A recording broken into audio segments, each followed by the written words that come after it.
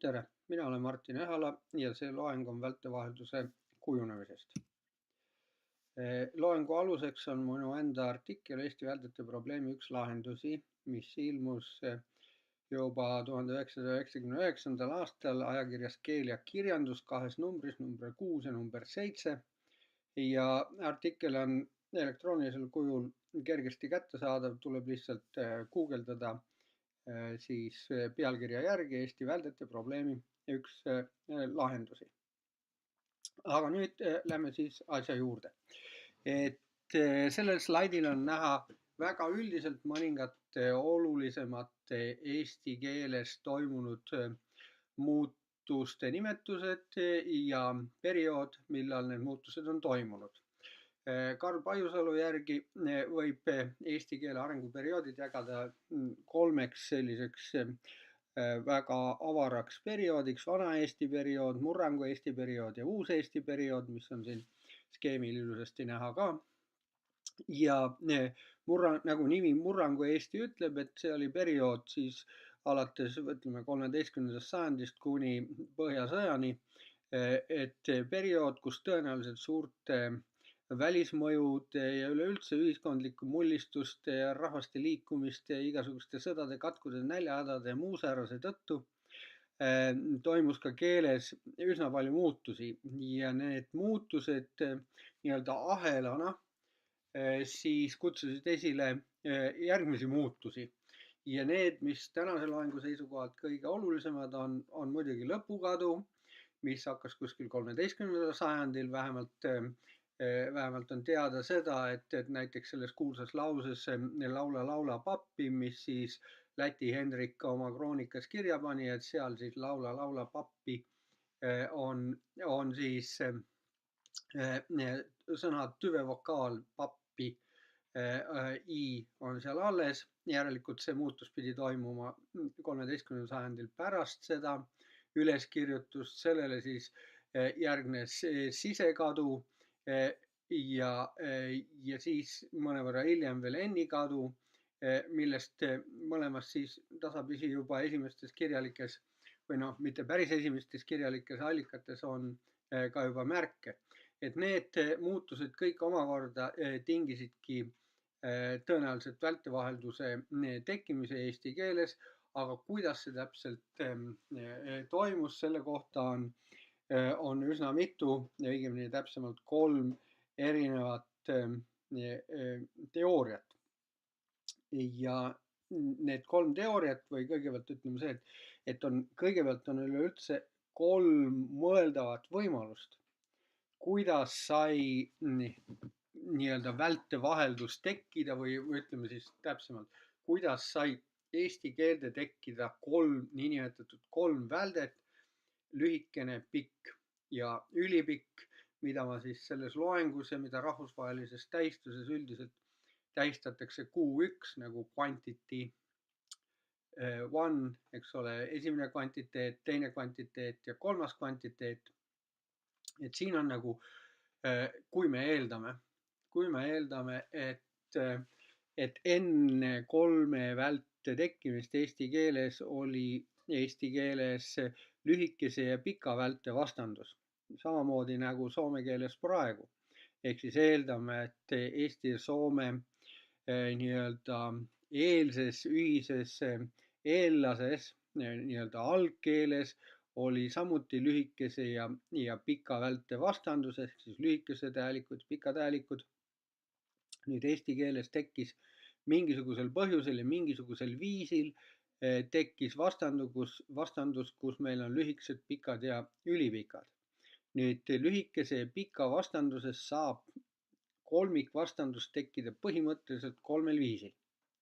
Kui me eeldame, et algne pikk aste on praegune teine välde, siis sellisel juhul kolmas välde on arenenud sellest algsest pikast, mis praegu on teine välde, pikenemise teel. Ehk siis nagu algkeeles oli siis nagu lühikene esimene välde ja teine välde olid olemas, kolmas välde arenes pikenemise teel. See on üks võimalus. Teine võimalus on nii, et see algne pikk aste jagunes 2 niimoodi, et kolmas välde tekkis sellest pikast astmest pikenemise teel ja samas teine välde tekkis omakorda lühenemise teel. Ehk siis ühes kontekstis see algne pikk muutus veel pikemaks ja teises kontekstis algne pikk muutus natukene lühemaks, aga mitte nii lühikeseks nagu lühike. Nii et lühike jäi nii pikaks, nagu ta oli, sellega midagi ei toimunud, aga et siis algne pikk osa ümbrustes see algne pikk venis pikemaks, muutus kolmandaks välteks ja teatud kontekstides see algne pikk lühenes ja muutus teiseks välteks. Kolmas võimalus on see, et algne pikk on praegune kolmas välde ja teine välde arenes algsest pikast lühenemise teel. Ja jällegi, lühike on lühike nii, nagu ta oli algkeeles ja nii, nagu ta on soome keeles praegu. Aga et siis nüüd praeguses eesti keele kolmas välde on võrreldav ja nii-öelda päritolult sama, mis soome keele pikk, aga eesti keele teine välde on tekkinud sellest pikast lühenemise teel. Kõik need kolm loogilist võimalust on ka teoreetilises kirjanduses välja pakutud ja need on siin allpool kirjas ka, et see esimene võimalus ehk siis see, et kolmas välde tekkis pikenemise teel, seda kutsutakse asepikendusteooriaks ja nende kahe teadlase järgi, kes selle teooria välja pakkusid, üks oli Mihkel Veske ja teine oli Collinder. Nende teooriaid lahutab pool sajandit vähemalt. Nii et Collinder ei teadnud, et Veske oli 19. sajandil juba asepikendusteooria välja mõelnud. Collinder kaitses oma doktoritöö põhimõtteliselt sama hüpoteesi kaitstes, kuigi Veske oli seda juba varem teinud, ta lihtsalt ei olnud, Collinder ei olnud siis nagu lihtsalt tuttav selle Veske tööga, mis lihtsalt tol ajal, kui Collinder kirjutas, ei olnud nii hästi kättesaadav. Seda tuntakse üldiselt praegu asepikendusteooria nime all ja võib öelda, et nagu tubli 100 aastat ja võib-olla peaaegu et siiamaani, et see on kõige levinum välte tekkimise teooria, kõige laialdasemalt või nii-öelda klassikaliselt aktsepteeritud, et jah, just nii ta tekkis. Aga see ei ole ainukene. Teiseks võib nimetada Paul Ariste ja Mati Hindi analoogiateooriat, mille kohaselt tekkis siis vältevaheldus laadivahelduse analoogial niimoodi, et kolmas välde venis pikemaks ja teine välde jäi lühemaks. Ja kolmas teooria on minu enda teooria. Ma nimetan seda vaegpikkuse teooriaks, mis tähendab siis seda, et teine välde oli eesti keele uuendus ja see teine välde kujunes kolmandast vältest lühenemise teel ja moodustas nii-öelda vaegpikkuse. Et see minu teooria on siis vaegpikkuse teooria. Kõigi nende kolme teooria nagu põhimõtted on selles minu artiklis, millele ma just enne viitasin, on nagu lahti kirjutatud ja seal on ka nagu küllaldaselt viiteid allikatele, nii et kui teid huvitab nagu täpsemalt, kes mida ütles, millal ütles, millistes töödes, siis vaadake seda artiklit ja seal on piisavalt nagu viiteid vajalikele töödele. Aga nii, võtame siis kõigepealt hakkame kõigepealt neid siis teooriaid vaatlema järjest sammhaaval. Esimeseks võtame Veske Collinderi asepikenduse teooria. Ja nüüd Veske Collinderi asepikenduse teooria nagu järgi tekkis vältevaheldus umbes 15. sajandil sise- ja lõpukao tagajärjel. Et siit peale ma selle sise- ja lõpukadu lühendina kasutan SLK tekstis, kui te vaatate slaidi pealt. Ja see sise- ja lõpukadu omakorda on siis keelemuutuste ahel, mis toimus millalgi 13. ja 15. sajandi vahetusel ja võis vabalt kesta paar sajandit. Nii et see ei olnud kindlasti mitte selline hästi kiire muutus, mis toimus mingi paarikümne aasta jooksul, vaid pigem võiks arvata, et see oli vähemalt 100 aastat kestnud muutuste kompleks, mis levis ühelt sõnast või sõnarühmast teise ja ühest kontekstist teise. Ja selle muutuste ahela tulemusena, nagu lõpptulemusena on siis see, et kõigepealt esimene asi, mis juhtus, et lühikesed vokaalid kadusid sõna lõpust, nagu all toodud tabelis 1a on näha, ja see ei olnud mitte lihtsalt iga sõna lõpust, kust nad ära kadusid, vaid nad kadusid ära sellisel juhul, kui sõna oli kahesilbiline ja see esimene silp oli pikk. Ehk siis selles esimeses silbis esimene silp oli kas pika vokaaliga või ta oli lõpuga nagu jall, nagu L sulgeb silbi, see muudab selle silbi pikaks ja teine silp oli lühike ja lahtine ja vaat sellises kontekstis pika esisilbi, rõhulise esisilbi järel teine silp, teine rõhutu silp, mis on lühikene, sellest kadus tüvevokaal ära. Nii et nagu jalga, sellest tuli jalg. Samuti juhtus sama muutus siis, kui tegemist oli kolmesilbilise sõnaga, milles olid kaks esimest silpi olid ka lühikesed nagu o, ra ja kolmas oli ka lühike ja vaat siis siin kolmandas silbis samamoodi tüvevokaal kadus ära, ehk siis orava andis orav. Eesti keeles on see väga üldine, nendes kahes sõnatüübis on kõik tüvevokaalid ära kadunud nendest sõnadest, mis eksisteerisid siis sellel ajal, mis olid olemas juba 13. ja 15. sajandil. Sellised sõnad näiteks nagu auto, mis tekkisid hiljem, et need sõnad loomulikult ei ole läbi käinud seda muutust, nii et see ei tähenda, et eesti keeles kõigist sõnadest oleks tüvevokaal kadunud. See tähendab, et ainult teatud sõnadest, mis eksisteerisid enne 15. sajandit, et nendes on toimunud see muutus ja mille siis häälikuline struktuur vastab samamoodi nendele tingimustele. Ehk siis, et esimene silp on pikk ja teine on lühike ja lahtine või kaks esimest silpi on lühikesed ja kolmas on ka lühike ja lahtine.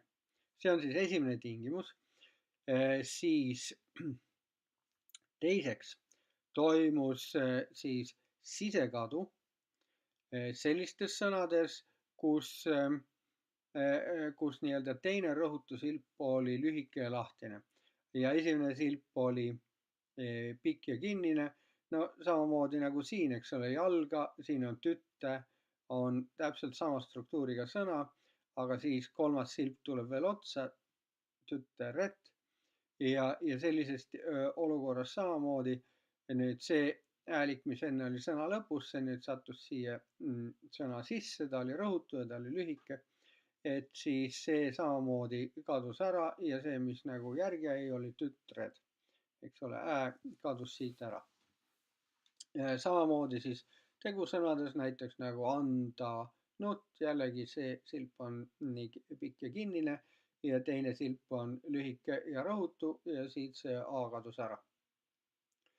Nüüd, et võrdluseks oleks nagu pilt selge, siis kus siis sise- ja lõpukadu ei toimunud siis, kui kahesilbilise sõna esimene silp oli lühikene, eks ole, näete, siin on pikk jall ja siin ta on lühike P.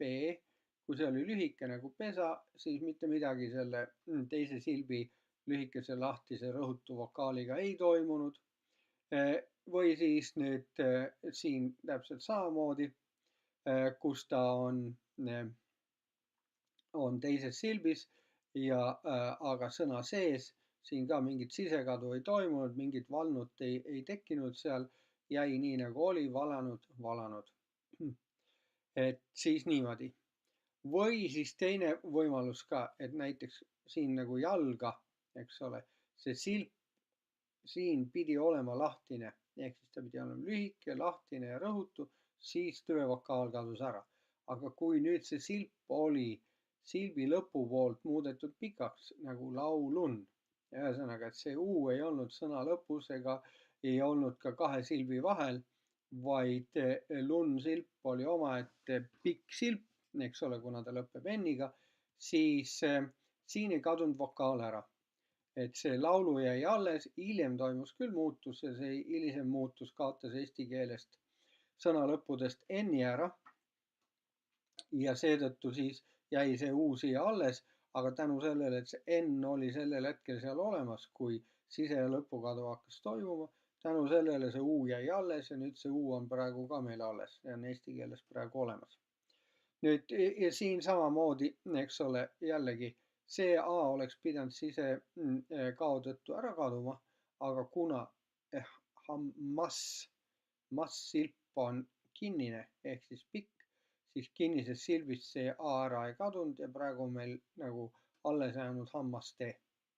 Nii et need on need nagu üldised tingimused, millal sise- ja lõpukadu toimus. Ja nüüd Vesker-Kollinderi asepikestusteooria kohaselt see sise- ja lõpukao tulemusena tekkis nii-öelda hääldusenergia ülejääk ja kohe vaatame seda, mis see tähendab. Et see ülejääk tekitas asepikendust, ühesõnaga midagi pikenes selle asemel, et nüüd sõna lõpust oli vokaal kadunud või sõna keskelt oli vokaal kadunud. Nii-öelda selle vokaali pikkus, selle nii-öelda mõtteline pikkus, kuigi vokaal ise kadus ära, selle mõtteline pikkus jäi alles ja see nii-öelda kanti üle. Nüüd see, mis siis juhtus, kui kõigepealt, eks ole, kui see sise- ja lõpukadu toimuma hakkas, oli see, et vokaal kadus ära. Ja kõigepealt nagu esmane tagajärg oli see, et sõna jäi üleüldse ühe silbi võrra lühemaks, kui ta oli kahesilbiline, siis ta jäi ühesilbiliseks nagu jalg. Nüüd siis nagu ma ütlesin, eks ole, selle kadunud vokaali pikkusenergia nii-öelda või fonoloogiliselt selle nagu moora väärtus, see jäi teatud mõttes nagu õhku rippuma, sellel ei olnud kuhugi minna.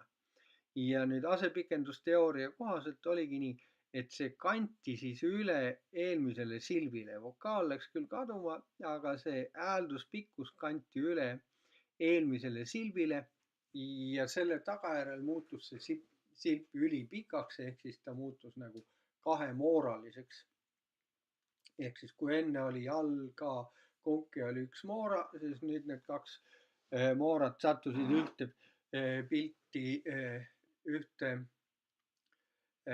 silpi kokku ja tänu sellele siis nüüd me võime siin öelda, et sõna jalg on selle tagajärjel, asepikenduse tagajärjel muutunud kolmesilbiliseks. Nii, kui me nüüd vaatame siis seda edasi, siis teatud kontekstides toimus veelgi sama nagu muutus asepikestusteooria seisukohalt.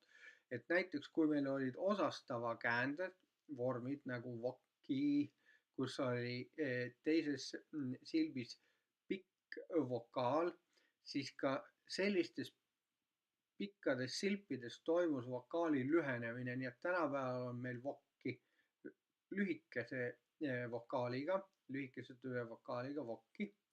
Aga nüüd samamoodi, kuna üks vokaal siit lühenemise tagajärjel kadus ära, siis selle vokaali energia, seesama moora, kandus üle esimesse silpi, nii et enne oli siin üks moora ja siin kaks moorat, nüüd kui vokaal lühenes, siis üks vabanenud moora liikus sinna esimese silbi külge. Samamoodi siin nagu sõnas mõtteen, ehk siis siin on meil tegemist omastava käändega nagu mõtte, mille pikk E lühenes, selle asepikenduse tagajärjel esimene silp muutus kolmanda välteliseks ja lõpuks kadus veel ära sõna lõpust N ja nüüd see on andnud meile tänapäevase eesti keele vormi mõtte, mis on kolmandas vältes ja lühikese tüvevokaaliga. Aga nüüd lugu oli selline, et kui oli tegemist lühikese esisilbiga sõnaga nagu kivi osastavas käändes mida, eks ole, seda kivi, siis seal toimus samamoodi tüvevokaali lühenemine, aga siin jällegi siis asepikendust ei toimunud, sest see asepikendus sai toimuda teooria kohaselt ainult pikka silpi. Nii et ainult pikk silp sai muutuda ülipikaks, aga lühike silp pikaks muutuda ei saa. No tõenäoline põhjus, miks see nii on või miks seda võib väita, ongi see, et kui nüüd seda esimest lühikest silpi muuta pikaks, siis muutuks põhimõtteliselt ka sõna tähendus, sest on ju võimalik, et on olemas ka sõna kiivi. No tänapäeva eesti keeles muidugi sõna kiivi on olemas, aga vaevalt, et ta nüüd 14. sajandil olemas oli. Aga põhimõtteliselt võis olla, nii et ühesõnaga see oleks kaasa toonud tõenäoliselt ka mingisugused tähendusnihked ja segadused tähenduste ülekandes või tähenduste lahus hoidmises. Nii et seetõttu jah, lühikese esmasilbi rõhulise esimese silbi järel siis teise silbi lühenemise tagajärjel mingit asepikendust ei toimunud. Nonii, siis asepikendusteooria seisukohalt siis tõesti kolmas välde on, kolmanda vältelised on eesti keeles praegu sellised silbid, kus sise- või ja lõpukao tagajärjel on toimunud hääldusenergia ehk siis selline mooraline ülekandmine esimesse silpi ja need on muutunud kolmanda välteliseks. Need pikad silbid, kus mingisugust asepikendust ei toimunud, mis jäid nii, nagu nad on, need on praegu teises vältes. Noh, samamoodi nagu soome keeles siis väidetavalt nagu sarnased soome keele pikkade silpidega.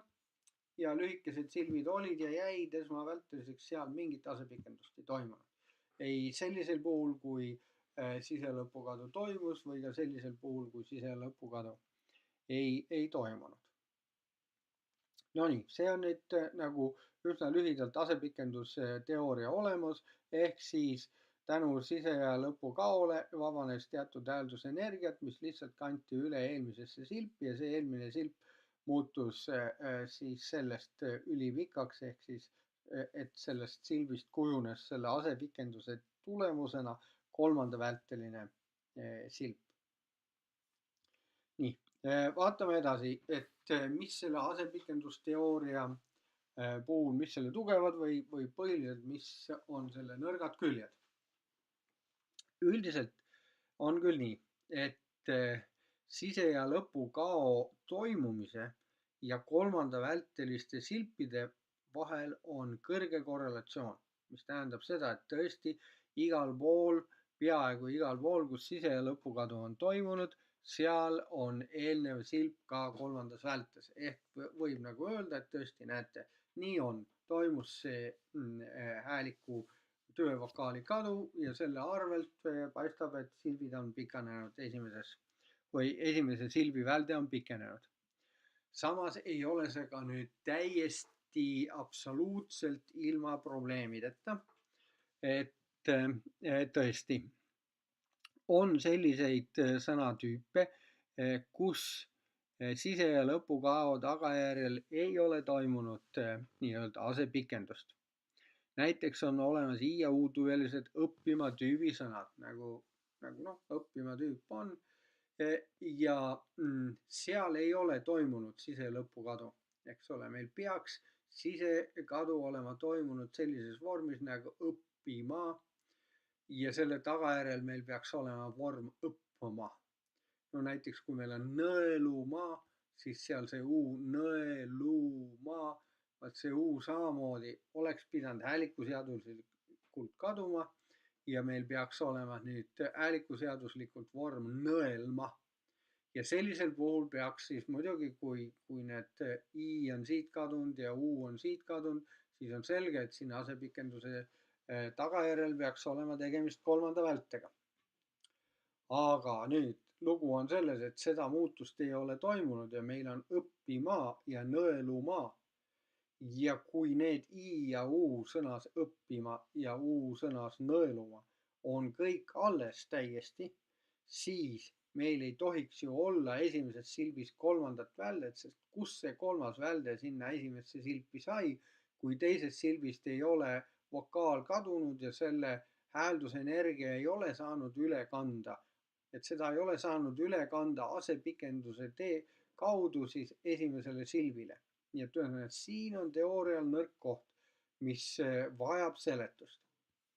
No, Lauri Kettunen on öelnud, et meil on siin tegemist tunduma ja süttima tüübi analoogiaga, sest näete, tunduma on kolmandas vältes, samamoodi nagu õppima, nii et Kettunen siis väidab, et õppima tüüpi kujunes kolmas välde tunduma tüübi eeskujul. Aga noh, tunduma tüübis on kõik vormid kolmandas väldes ja tunduma tüübis on nüüd see, et miks tunduma tüübis on täiesti põhjendatud ja ütleme siis asepikedusteooria seisukohalt õigel põhjusel tegemist kolmanda vältega, sest siin oli kunagi tunduma ehk siin oli pikk U ja selle pika U lühenemise tagajärjel on siis kandunud asepikendus esimesele silbile, nii et nüüd on meil siin igal pool on lühikene U pika U asemel, igal pool on kolmas välde. Täiesti täpselt nii, nagu asepikedusteooria ütleb. Ainukene nagu häda on siis selles ja süttima tüübiga täpselt samamoodi, et siin oli pikk vokaal, mis lühenes ja selle häälduse energia kandus siis esimesele silbile üle, et siin kõik tunduma ja süttima tüübis, et nendes on kolmas välde, see on täiesti häälikuseaduslik, täiesti asepikedusteooriaga, kõik nagu igati vastab sellele asepikedusteooriale. Ainuke asi siis nüüd, mis siin on see, et tunduma tüübis on kõik vormid kolmandas vältes, eks ole, mina tundun, sina tundud, meie tundume, nad tunduvad, tundusin, tundunud, tundutakse, tundutud, tunduti, üks ole, mis tahes vormi me ei võta, et see vorm on alati kolmandas vältes. Aga nüüd, kui me võtame õppima vormi, siis õppima on kolmas välde, õpin on teine välde, õpitakse on teine välde, õpitud on ka teine välde, ei õpi on ka teine välde, õppisin on kolmas välde, ühesõnaga õppima tüübis ja samamoodi nõeluma, nõelun tüübis on meil tegemist vältevaheldusega. Ja kui nüüd, kui uskuda Kettuneni, et õppima tüüpi on tulnud kolmas välde tunduma tüübi analoogia põhjal, siis tekib väga tõsine küsimus selles, et miks pagan võtku, siis õppima tüüpi tekkis kolmas välde ainult maa tegevusnimesse nagu õppima. Miks seda ei tekkinud vormi õpin, kui selgelt tunduma tüübis on ju tundun, mis on kolmas välde, miks siin on õpin ja mis on teine välde, miks see analoogia haaras ainult osasid vorme, aga mitte kõiki vorme, täpselt nii nagu tunduma tüübis. Ühesõnaga, seda asepikedusteooria seletada ei suuda ja see on nagu üsna tõsine nagu nagu nõrkus, selle asepikedusteooria nõrkus, et on lihtsalt õppima tüüp ja see õppima tüüp on verbitüüpidest üks suuremaid, nii et siin me ei räägi mitte mingisugust kümnekonnast sõnast või paarikümnest sõnast, mis on kuidagi veidrad ja ei allu asepikedusteooriale või on selle asepikedusteooriaga vastuolus. Et siin meil on ikkagi tegemist sadade sõnadega, mis kõik on nagu, millest ükski nagu asepikedusteooriat ei järgi. Ja see on nagu teooriale ikkagi üsna tugev ja nõrk koht. Nüüd, see ei ole ainukene nagu puudus. Kui me vaatame edasi hammastüüpi ja hoonetüüpi sõnu, eks ole, hammas, hamba, hammas on teine välde, hamba on kolmas välde, hammast on teine välde. Hoone nimetavas käändes on teine välde, hoone omastavas käändes on kolmas välde ja hoonet osastav kääne on taas teine välde. Nüüd neis sõnades oli sise- ja lõpu kao ajal mitmuse omastava ja kõigi mitmuse vormide teises silbis diftong, mis on tänaseni säilinud. Nii, ja seda on siin ka näha, eks ole, hambaid hooneisse. Nüüd, kui meil on nüüd, siin ei ole toimunud mingisugust lühenemist, ei ole mingisugune hambu, et ai ei ole andnud i-d või a-d või mingit e-d kokkusulamist, mingit lühenemist, mingit kokkusulamist ei ole toimunud. Siin teise silbi hääldus, noh, nii-öelda pikk vokaalaine, see on kõik alles. Siin ei ole mitte midagi saanud ära kaduda, mitte midagi ei ole saanud asepikenduse teel esimesse silpi minna, ei sõnas hambaid, mis on kolmandas vältes esimene silp, ega hooneisse, mis on kolmandas vältes esimene silp. Kuskil ei ole saanud tulla siia seda materjali, mis oleks suutnud muuta need esimesed silbid siin nendes kahes sõnas siis kolmanda välteliseks. Siin, aga ometi meil on praeguses eesti keeles on meil siin nendes sõnades hambaid on kolmas välde ja hooneisse on kolmas välde, ilma et me saaks öelda, kust pagannad asepikendusteooria kohaselt, kust see kolmas välde sinna on tulnud. Ja siin ei ole võimalik ka analoogiaga nagu apelleerida, nagu õppima tüübis võib öelda, et noh, tunduma mõjul tekkis ka õppima, tegelikult oleks pidama õppima olema, aga kuna oli tunduma, siis see õppima muutus õppima. Nüüd nendes kahes tüübis ei ole võimalik samasugust põhjendust anda, sellepärast et ei ole üldse mingisugust teist tüüpi, mis võiks olla sellele tüübile eeskujuks. Ühesõnaga kõik tugevneva astmevaheldusega sõnad, kus selline mall esineb, kõik need sõnad kuuluvadki ainult sellesse tüüpi. Nii et see on täiesti põhjendamatult on see tüüp vastuolus asepikendusteooriaga ja mingisugust seletust ei ole keegi suutnud esitada, et miks see siis nii on. Nüüd järgmine nagu kriitika ja see meeldib mulle iseäranis on see, et kui nüüd eesti keele kolmas välde, see kvantiteet 3 on tekkinud asepikenduse teel esialgsest pikast ja see esialgne pikk ja soome pikk on enam-vähem või vähemalt need on ajalooliselt samast allikast tulnud ja nad peaks ajalooliselt olema sama nähtus, ainult et nad on lahknenud ja siis sellele nähtusele on eesti keeles asepikendusega lisatud mingisugune ekstra pikkus, kolmanda välte pikkus juurde. Nüüd siis peaks ju olema niimoodi, et eesti keele kolmanda vältelised sõnad nendes sõnades peaks esimene rõhuline silp kõlama pikemalt kui soome keeles. Pika esisilbiga kahesilbiliste sõnade esimene välde. No näiteks ei ole ju nagu kahtlust, et soome keele nominatiiv jalga ja eesti keele partitiiv, osastava käände vorm, seda jalga, et need on nagu häälikuliselt segmentaalkoostiselt identsed. Ja kui nüüd kuulata nende hääldust, siis ma ütleks seda, et jalga eesti keele osastav ja jalga soome keele nominatiiv kõlavad prosoodiliselt ehk siis häälduspikkuse poolest väga sarnaselt. Et seal ei ole küll kuskil võimalik öelda, mismoodi nüüd eesti keele jalga oleks pikem kui soome keele jalga.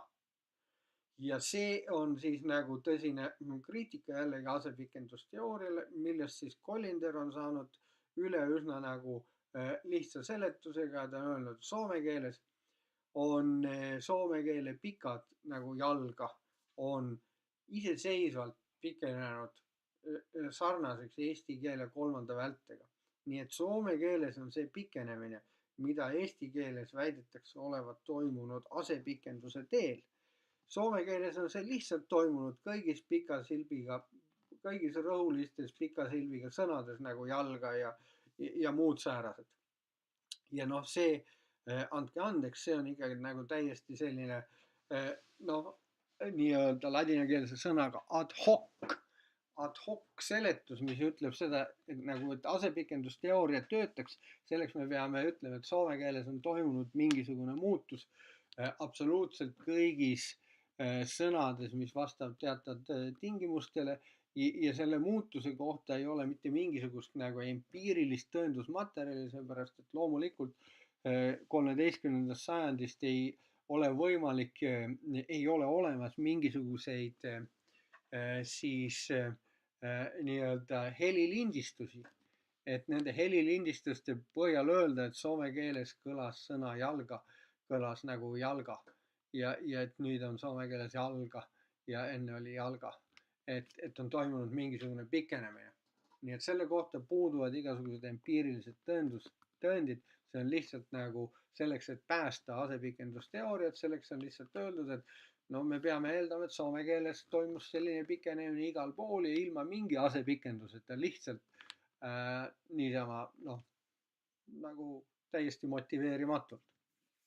nii et nagu te näete, kuigi see asepikendusteooria on üks kõige laiemalt siis noh, nii-öelda tunnustatud teooriaid, temal on päris tõsised nagu puudused, et noh, ma ütleks, et arvestades kõiki neid, mis ma siin praegu üles olen lugenud, tegelikult asepikendusteooria ei tohiks olla või noh, seda ei tohiks pidada mingisuguseks tõsiseltvõetavaks teooriaks, sest tal on nii palju igasuguseid nagu kahtlasi nüansse, millel ei ole võimalik seletust anda. nii. vaatame nüüd Paul Ariste teooriat, mis siis põhimõtteliselt väidab seda, et eesti keele vältevaheldus tekkis ühelt poolt pika silbi pikenemise ja samas ka teistes kontekstides pika silbi lühenemise teel, mis andis siis kokku 3-astmelise vastanduse. ja eeskujuks siis Paul Ariste teooria väidab, et selle muutuse eeskuju oli geminaat-glusiilide varane vältevaheldus ehk siis geminaat-glusiilide varane vältevaheldus on siis sellistes sõnades nagu vakka, vaka, seppa, sepa ja võtta, võtan vormides, kus meil on tegemist geminaat-glusiiliga siin mõlemas vormis, aga kus siis omastavas käändes on toimunud nagu nõrgenemine, nagu vakka, kolmas välde, vakan nõrk, seppa, sepan nõrk, võtta tugev, võtan nõrk. nüüd see muutus, see geminaat-glusiilide varane vältevaheldus, see põhimõtteliselt on laadivaheldusega sarnane muutus selles mõttes, et ka siin on toimunud esimese ja teise silbi piiril oleva pika glusiili lühenemine. täpselt samamoodi nagu sõnades nagu luike, luige või vaati, vaadi, samamoodi vakka, vaka on ka siin toimunud lühenemine, ainult et geminaat on alles jäänud, aga siis selle geminaadi hääldus on lühenenud nagu vakka kolmas, vaka teine. et siis nii nagu Paul Ariste väidab, see vastandus siin vakka, vakan oli algselt foneetiline. ehk siis keegi ei kuulanud seda välte erinevust, kolmanda ja teise välte erinevust kui fonoloogilist ehk kui sellist erinevust, mis hoiab tähendusi lahus. umbes nagu praegu, kui me ütleme omastav selle sepa ja seda seppa, siis vastandus sepa, seppa on fonoloogiline ehk siis see prosoodiline erinevus annab edasi tähendust, kahte tähendust, omastava ja osastava vahelist tähendust. aga Paul Ariste järgi see algselt oli see nagu foneetiline erinevus puhtalt nagu kõlaline ja sellega ei kaasnenud fonoloogilist tähenduse erinevust. nüüd see muutus nendes sõnades toimus samal põhjusel, mis põhjusel tekkis laadivaheldus ehk siis pikad glusiilid lühenesid esimese ja teise silbi piiril sellisel juhul, kui esimene silp oli pikk ja teine silp oli kinnine. ja näete siin see kinnisus tagas selle omastava käände lõpp tagab, et see teine silp on siin kõigis neis vormides kinnine. ja see oli siis ka põhjus selleks foneetiliseks lühenemiseks, et vakan ja sepan ja votan. aga kuna siin see teine silp on lahtine kõigis või siin ta on nagu pikk vokaal, siis selle tagajärjel siin mingisugust lühenemist ei toimunud. Nüüd see analoogia, nagu see nool siin näitab, kandus üle ka sellistesse sõnadesse, kus ei olnud geminaati, esimese, teise geminaatklusiili ei olnud esimese, teise silbi piiril, nagu siin K, P või T. Siin on, eks ole, konsonantühend, siin on geminaat konsonant, aga mitte klusiil ja siin ei ole üldsegi mingisugust konsonantühendit.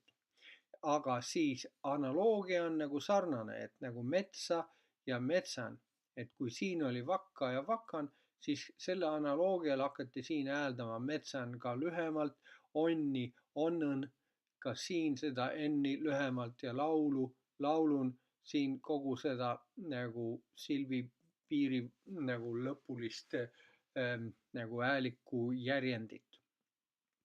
Nüüd siis Paul Ariste teooria ütleb, et see nende varaste geminaatklusiilide vältevahelduse eeskujul toimus siis siin ka lühenemine nendes omastava vormides. Ja see oli algselt foneetiline, ehk siis see ei eristanud mingisuguseid tähendusi, aga kui see oli muutunud üldiseks, ühesõnaga, kui see oli juba foneetiliselt hästi kuulda, vakka, vakan, metsa, metsan, onni, onnõn, laulu, laulun, siis ta muutus tugevamaks ja ta nagu kujundas ennast nagu välja. Ariste teooria ütleb seda, et nagu inimesed hakkasid tajuma, et siin on mingisugune häälduserinevus ja hakkasid seda häälduserinevust muutma selgemaks. Vakka, vaka, seppa, sepan, võttak, võtan. Ja siis selle tagajärjel tugevastme vormid nagu siin, need tugevnesid, nõrgaastme vormid nõrgenesid. Siin samamoodi tugevastme vormid tugevnesid, nõrgaastme vormid nõrgenesid. Ja siis selle tagajärjel tekkiski kolmanda ja teise välte vastandus, nii et siis kolmas välte pikenes ja teine välte lühenes sellest algsest pikast, mis on soome keeles praegu alles, nii et siis eesti keeles toimus selle pikk muutus veel pikemaks ja lühike ja pikk teistes kontekstides muutus pikk lühemaks nagu siin. Ja kui see oli tekkinud, ehk siis siin on näha, et siin kvantiteet pikk ja siin on ka kvantiteet pikk, see P tähendab pikk, pikk kvantiteet mõlemas seppa, seppan, algne nagu algne lähte olukord on siis mõlemas on pikk, seppa, seppan, siis sellest muutus selle pikenemise ja selle lühenemise teel seppa, seppan ja see pikenemine ja lühenemine on näha siin nende diakriitikutega, et see pikk seppa muutus ülipikaks seppa ja see pikk seppan muutus lühikesemaks sepan. Ja nüüd siis Ariste ütles, et tänu sellele muutusele, kuna inimesed hakkasid aru saama, et nimetava ja omastava erinevus tuleneb sellest häälduse erinevusest siin, siis polnud enam vaja üleüldse mingisuguseid hääliku lõppe ja tema väidab siis, et see vältevahelduse tekkimine viis sise- ja lõpukaoni ja siis lõpuks ka n-i kaoni, kuna meil oli olemas juba oli olemas see, eks ole, välte erinevus, mis eristas siis erinevaid kahte käändevormi, et meil polnud vaja enam omastava lõppu ega ei olnud ka töövokaali vaja, nii et Ariste seisukohalt toimus siis kõik täpselt vastupidi kui asepikendusteoorias. Kui asepikendusteoorias ütles seda, et sise- ja lõpukao tagajärjel jäi pikkust üle ja see pikkus kanti üle esimesele silbile, siis Ariste teooria ütleb siis seda, et kõigepealt tekkis laadivahelduse eeskujul või täpsemalt siis geminaatklusiilide vahelduse eeskujul tekkis välteerinevus ja siis selle välteerinevuse tagajärjel tekkis sise- ja lõpukadu. Nii et täpselt nagu vastupidine seletus sellele, mida siis asepikendusteooria väidab. Nii. Vaatame edasi. Mati Hint on Paul Ariste teooriat kritiseerinud ja edasi arendanud. Siis et kõigepealt Mati Hint siis väidab seda, et Ariste põhjendus on lihtsalt ebaloogiline, et nagu vältevaheldus, mis iseenesest kuidagi tekkis ja siis see viis käände lõppude kaole, sest kõigepealt siis on nagu selline lugu, et see geminaatide vältevaheldus pidi olema siis tekkinud enne siselõpu kadu. Aga see ei saa olla, Mati Hindi järgi ei saa see olla tekkinud enne siselõpu kadu, sest sugulaskeeltes pole seda geminaatide vältevaheldust ehk siis seda seppa, sepa ja vakka, vaka sellist geminaatide hilist vältevaheldust ei ole sugulaskeeltes üldse toimunud. Ja see tähendab seda, et see ei saanud siis seega olla tekkida, ei saanud tekkida see enne siselõpu kadu, sest siselõpu kadu tekkis pärast 13. sajandit, mis tähendab, kui Ariste teooria oleks õige, siis oleks pidanud hiline geminaatide vältevaheldus tekkima enne siselõpu kadut ehk siis enne 13. sajandit, aga siis oleks sellest pidanud olema jälgi ka sugulaskeeltes. Aga seda üldse ei ole, väidab Mati Hint. Ja Mati Hindi teooria või Mati Hindi edasiarenduse seisukohalt on niimoodi, et vältevaheldus tekkis alles siis fonoloogilise nähtusena, kui omastava ja osastava lõpud kadusid, see tähendab alles 16. sajandil võime rääkida Mati Hindi nagu teooria kohaselt vältevahelduse tekkest peale seda, kui sise- ja lõpukadu olid ja lõpukadu oli osastava lõpud kaotanud ja N-i kadu oli omastava lõpu kaotanud, mille tagajärjel tekkis eesti keeles üsna palju selliseid vorme, mis olid nimetavas, omastavas ja osastavas sarnase kujuga. Ja kuna tekkis selline vormi homonüümia ehk siis vormid langesid kokku ja inimesed ei saanud enam täpselt aru, millise vormiga on tegemist, omastava vormiga või osastava vormiga, siis nad hakkasid kasutama seda prosoodilist erinevust, välte erinevust selleks, et vahet teha, kas on meil omastava käändega tegemist või osastava käändega tegemist. Nii et siin on nagu selles alumises tabelis on täpselt näha, et mis siis juhtus, kui omastava ja osastava lõpud ära kadusid. Et kui sõnas oli astmevaheldus, siis ei juhtunud midagi halba ja need on need 1A. Siin on kõik sõnad, kus on nagu astmevaheldus, laadivaheldus täpsemalt, eks ole, kosk, koske kadus ära töövokaali ja järgi kosk.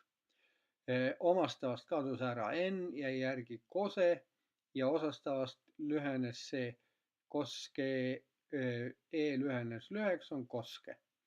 Ja samamoodi nagu tarka muutus tark, targa muutus targa, targan muutus targa ja tarka muutus tarka.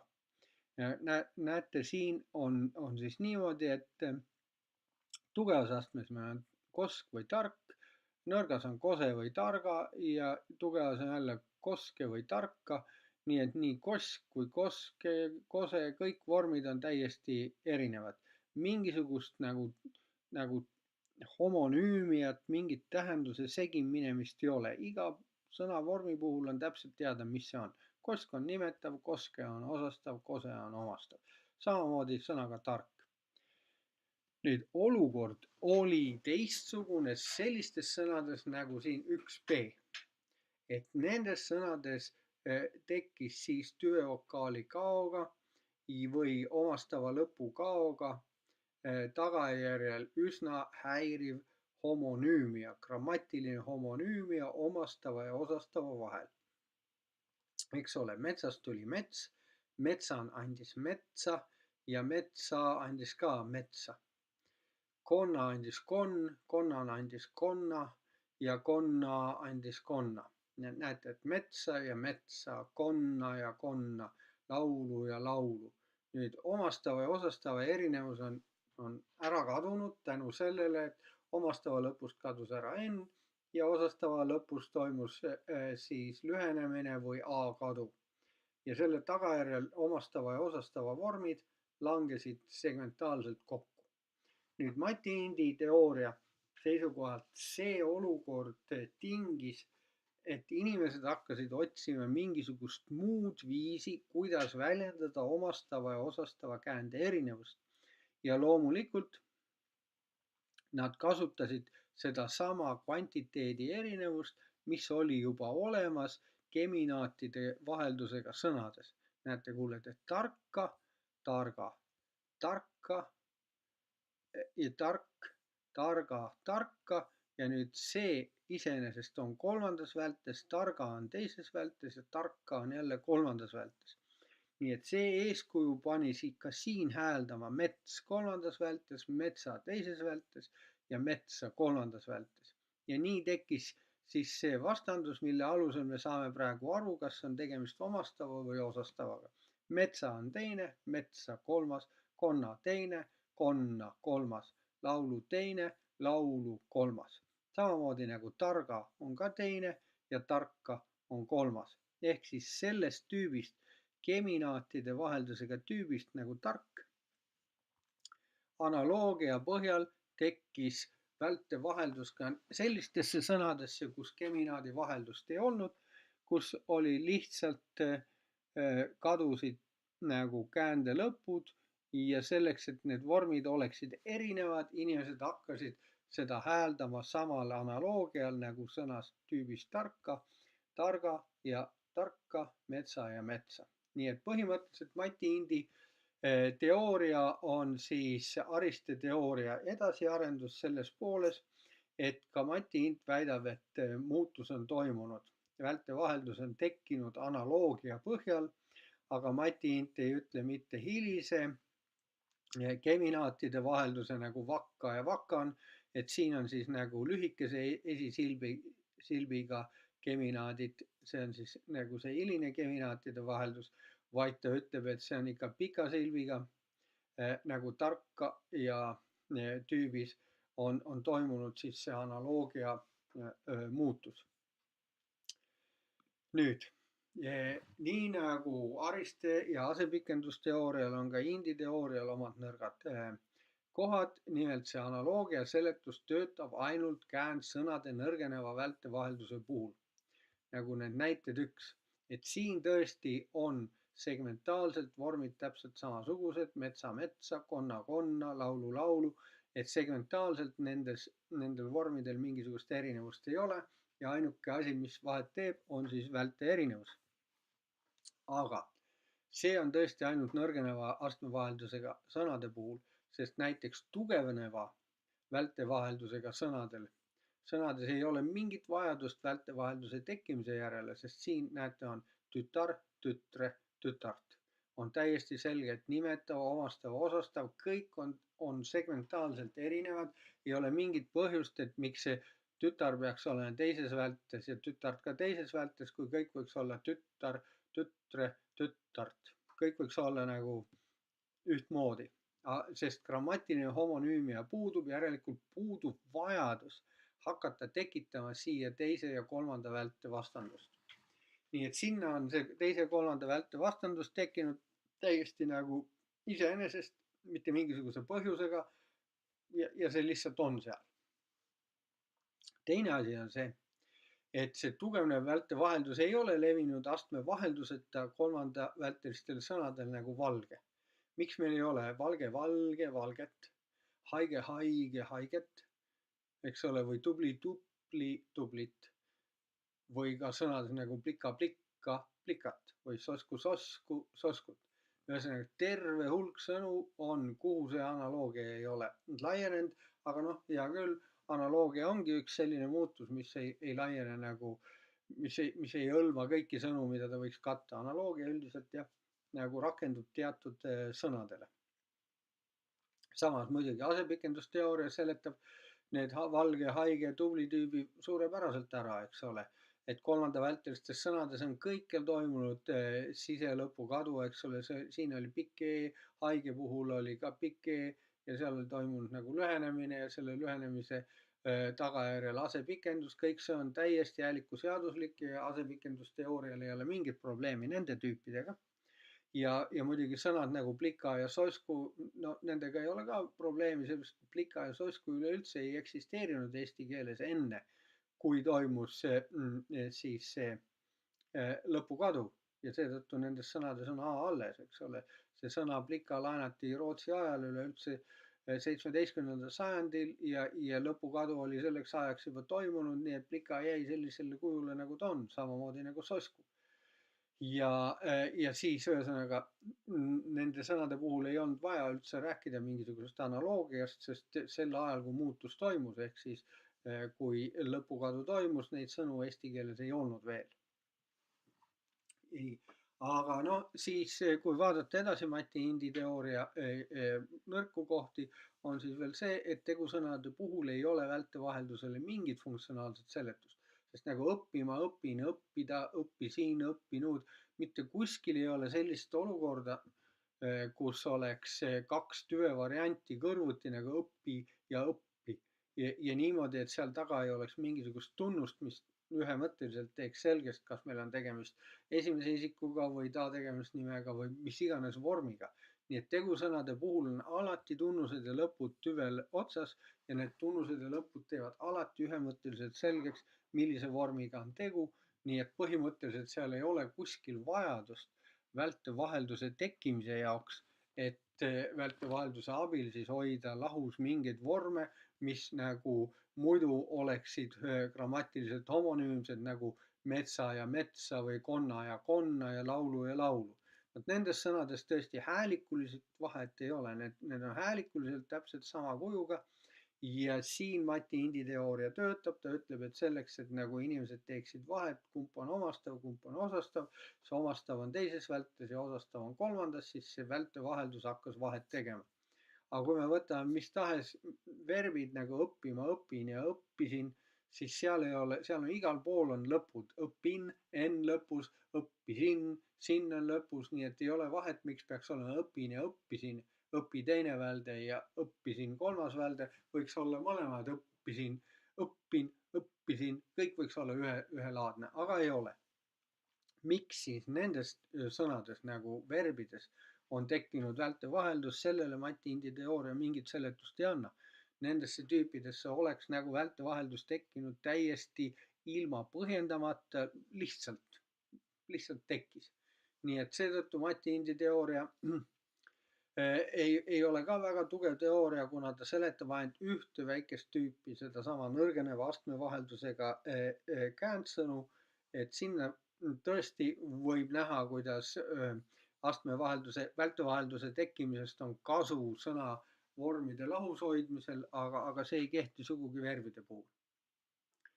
Nojah, ja nüüd siis, kui nüüd eeldada, et see teine välde tekkis nõrga astme eeskujul ja miks see Mati Indi teooria ütleb, siis näete, targa, see omastav on nõrk aste, tark on tugev, targa on nõrk, tarka on tugev. Nii et targa on olnud see nõrk aste on eeskujuks, mille tagajärjel on tekkinud metsa ja konna ja laulu. Nii et ühesõnaga laadivaheldusliku nõrga astme eeskujul on tekkinud vältevaheldusliku nõrga astme vormid. Kui see on toimunud niipidi, siis kust tuli see kolmanda välte pikenemine, millest räägitakse, mida ka Mati Int eeldab, et kolmas välde on see eriline, kus on toimunud pikenemine. Laadivahelduse puhul ju ei toimunud mingisugust pikenemist siin, eks ole. Tarka ei ole mingil moel pikenenud, targa on lühenenud. Tarka ei ole mingil moel pikenenud, tark on ikka nii pikk, nagu ta on, nagu ta soome keeleski on, aga targa on lühenenud. Ja nüüd, kui see on analoogiaks olnud metsa, konna ja laulu puhul, siis kust võetakse see väide, et tarka, metsa, konna ja laulu on kõik just nagu kolmandas välde, mis on just kõik nagu pikenenud. Kus siis laadivaheldusse see pikenemine on tulnud, selle kohta Mati Indi teooria muidugi mingit vastust ei anna. Nii, ühesõnaga, nii hästi asepikendusteoorias, nii hästi Paul Ariste ja Mati Indi teoorias mõlemal on omad tõsised olemuslikud puudused, mis tähendab seda, et tegelikult on vaja ühte nagu paremat seletust sellele, mismoodi vältevaheldus on tekkinud. Ja nüüd minu teooria seisukoht on see, et vältevaheldus on kahe keele muutuse tagajärg. Kõigepealt laadivahelduse tekke tagajärg ja teiseks sise- ja lõpukao tekke tagajärg. Ja kuidas see siis nagu kõik on pidanud toimuma? Kõigepealt astmevahelduse tekke algusaeg on tõenäoliselt teine aastatuhat enne meie aja arvamist. Ja 17. sajandi alguseks ehk siis 1600 millegiga, kui eesti keeles hakati üles kirjutama tekste, ei olnud astmevahelduse teke veel päriselt lõppenud. Näiteks mõned tüübid käsikäe, tõbi-tõve, sõda-sõja olid alles kujunemisjärgus ehk siis oli käsi-käse, tõbi-tõbe, sõda-sõda ja ei olnud veel päris otseselt nagu neid nõrku astmeid ei olnud veel välja kujunenud. Ehk siis põhimõtteliselt laadivahelduse tekkimine on olnud umbes 3000 aastat kestnud protsess. See ei ole mitte lihtne üks hääliku muutus, vaid see on terve rida järjestikusi muutusi, mis on haaranud järjest uusi kontekste, järjest rohkem sõnu. Ta on hakanud kuskilt peale, ta on levinud järjest laiemale ja viimased, mis siis on nagu need käsi-käe, tõbi-tõve, sõda-sõja. Ühesõnaga, ta on järjest laienenud, kuni ta on nagu haaranud väga paljusid sõnu, kus siis nii-öelda laadivaheldusele vajalikud tingimused on eksisteerinud. Ja see, et 3000 aastat toimub ridamisi hääliku muutusi, mis nagu kõik suunduvad ühes suunas. Ühesõnaga, tekitavad seda, et kui meil on pika esisilbiga sõna teine silb kinnine, siis nende kahe silbi piiril toimub lühenemine. Et see muutus, mis nagu läbi mitme aastatuhande on eesti keelt iseloomustav, see tähendab seda, et seal pidi olema mingisugune põhjus, mis kogu aeg oli nagu kogu aeg torkis seda muutust tagant, kogu aeg tekitas seda muutust juurde. Ja ma olen seda nimetanud siin, et see põhjus, astmevaheldus tekitaja, et see nagu ürgpõhjus, mis astmevaheldust tekitab, see pidi see 3000 aastat kogu aeg olema aktiivne. Kogu aeg pidi ta nagu inimesi suunama sinna poole. Ja kui nii öelda, siis ma võin teile nagu väita üsna kindlalt, et see astmevaheldus tekitaja toimib ka tänapäeva eesti keeles. Ta kogu aeg mõjutab meie hääldust. Teatud mõttes see astmevaheldus tekitaja on nagu teatav koartikulatsiooni nähtus. Ja vaadake näiteks, kui kahesilbilisele astmevahelduseta kolmandavältelisele tüvele, näiteks väär, sest väär on kolmas välde, väära on kolmas välde, väärat on kolmas välde. Mingit astmevaheldust siin ei ole. Ei vältevaheldust ega laadivaheldust. Või näiteks pärl, pärli, pärlit ka. Kõik on kolmandas vältes. Mitte mingisugust vaheldust siin ei toimu. Aga kui nüüd tuletusliide liitub nendele kahele tüvele, mis muudab teise silbi kinniseks, näiteks nd või ng, näiteks väärand, eks ole, näete. Nüüd see teine silp, mis siin on lahtine, on nüüd kinnine. Ja kui sa hääldad, keegi ei häälda väärand. Kõik ütlevad väärand. Ja väärand on täiesti selgelt teisevälteline sõna.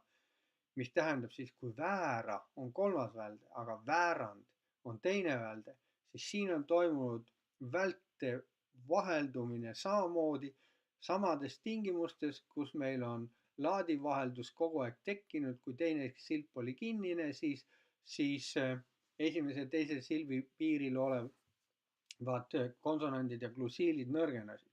Või siis pärlendama.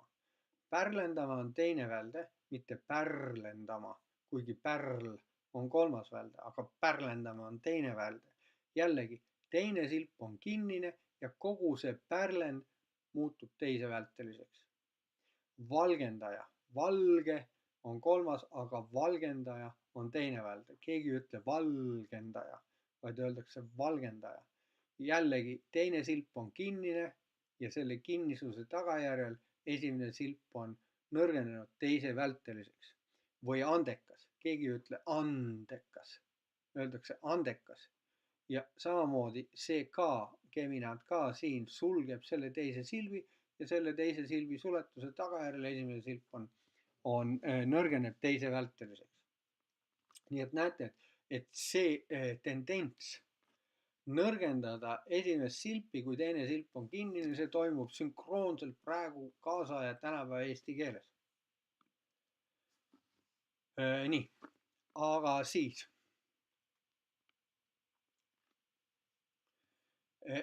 sellist, et kõik need näited, millest ma just rääkisin, need on kõik täiesti kirjakeeles aktsepteeritud, aga sama protsess töötab ka nendes sõnades, mida peetakse küll vigaseks, aga ikkagi hääldatakse. Näiteks kui on kontsert, on kolmandas vältes, siis kontserdi on teises vältes, kuigi ta peaks olema kontserti, või maastik, maastikuid, maastik, maastik, maastik või maastik, et siin toimub ka lühenemine.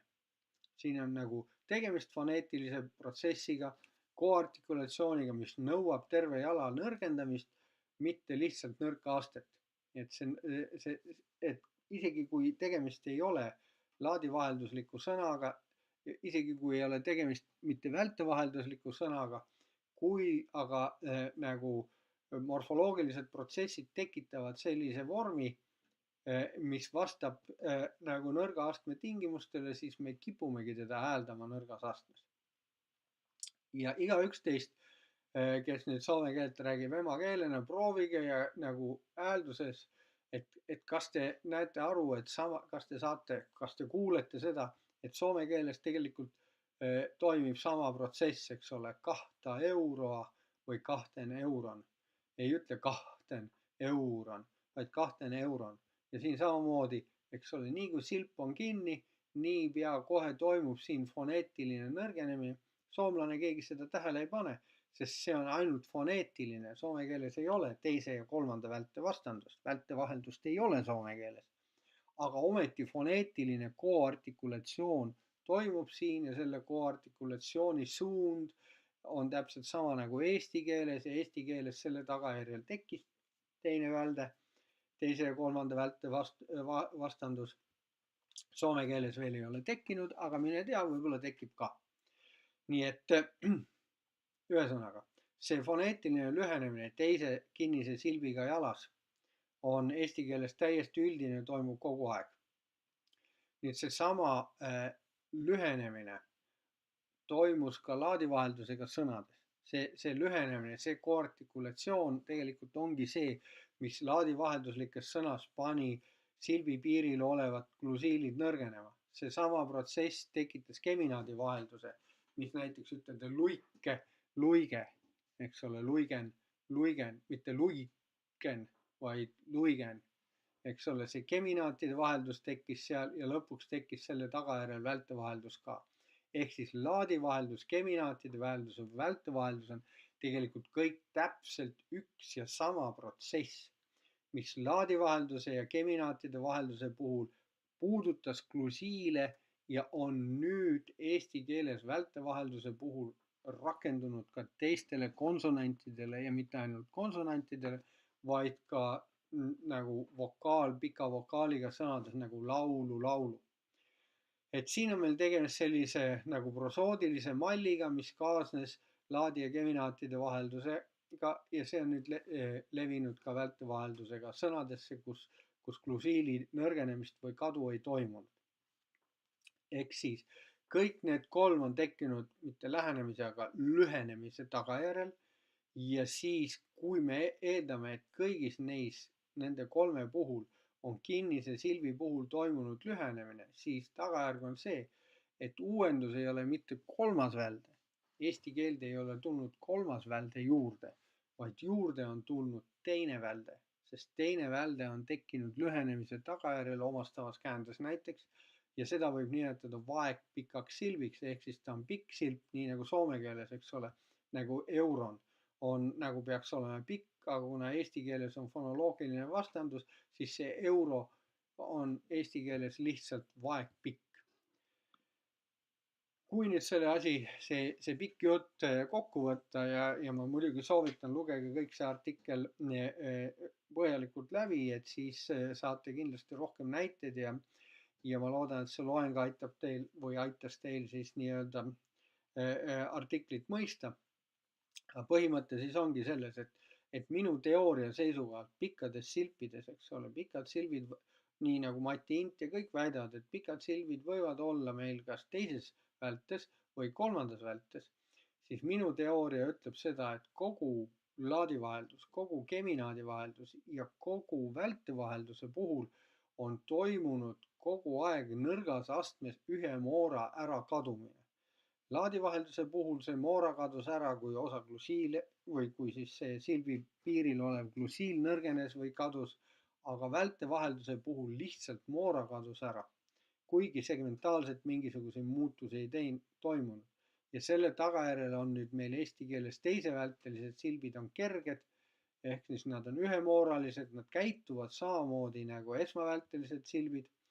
Ja siis kolmandavältelised silbid on nagu erinevad, käituvad nagu pikad silbid. Nii et põhimõtteliselt minu väide on siis see, et eesti keeles on teine välde, see markeeritud, see uuenduslik, see eripärane, see, mis teeb eesti keele vältesüsteemi nagu eripäraseks, mitte kolmas välde, nii nagu väldab asepikendusteooria. Asepikendusteooria kohaselt siia on tekkinud lisarõhk, siin on nagu midagi iseäralist. Ariste ja Indi teooria kohaselt on siin toimunud pikenemine, siin toimunud lühenemine. Mina ütlen, et ei. Rasked silbid on umbes samad nagu soome keele pikad ja lühikesed on samasugused nagu soome keele lühikesed, aga eesti keele teine välde on see, mis on tekkinud uuenduslikuna ja see on see, mis on eesti keeles erinev soome keelest ja kui te nüüd tahate proovida või kui te olete nagu proovinud soomlastele eesti keelt õpetada, siis te näete, et soomlastel on raskusi teisevälteliste sõnade hääldamisega, mitte kolmandavälteliste sõnade hääldamisega. Kolmandavältelised sõnad kõlavad eesti keeles samasmoodi nagu pikkade silpidega sõnad soome keeles. Aga teisevältelised sõnad on sellised, mida soome keeles ei ole. Järelikult teine välde on tekkinud eesti keelde juurde, teisevältelised sõnad on tekkinud juurde. See on nüüd see minu teooria uuendus. Ja nii palju, kui ma olen asja vaadanud ja otsinud vastuväited, siis see teooria, minu teooria on praegu kõige väiksemate probleemidega, et ta seletub ta nagu sobitub kõige paremini empiiriliste andmetega, kaugelt paremini kui siis Veske Kollinderi asepikendusteooria. Ja noh, seda peab ütlema, et Ariste ja Hindi teooria erineb minu teooriast ainult selle poolest, et Int ega Ariste ei ole suutnud kuidagi nagu loobuda sellest, et kolmas välde on pidanud tekkima pikenemise teel. Ma ütlen, et mingit pikenemist siin tekkinud ei ole. Ainuke, mis eesti keeles uuenduslik on see, et teisevältelistes sõnades on toimunud foneetiline lühenemine, mis on hiljem muutunud fonoloogiliseks. Siia ma lõpetan ja soovitan lugeda oma artikkel läbi uuesti. Aitäh kuulamast. Loeng on peetud täna 19. veebruaril 2018. aastal.